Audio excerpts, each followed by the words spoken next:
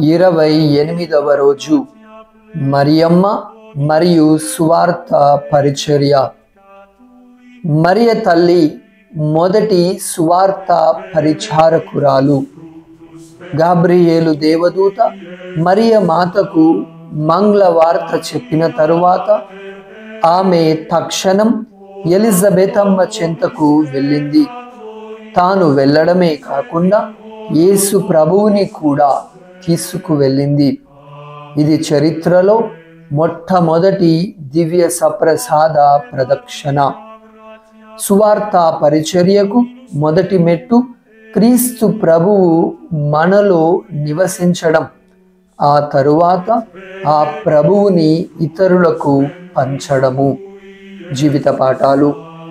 చిన్న సేవా కార్యక్రమాల ద్వారా యేసు ప్రభువుని ఇతరులకు తెలియజేయండి. మంచి పని చేయడానికి ఆలస్యం చేయకండి. తక్షణం పని మొదలు పెట్టండి. సువార్త పరిచర్య ప్రతి క్రైస్తవుని బాధ్యత అని తెలుసుకోండి. ఈరోజు సువార్త పరిచర్యకై ప్రార్థించండి, పాటుపడండి. ప్రార్థన. మరియమ్మ, మమ్మల్ని ఆనందముతో క్రీస్తు ప్రభువుని గూర్చి బోధించే పరిచారకులుగా మార్చండి.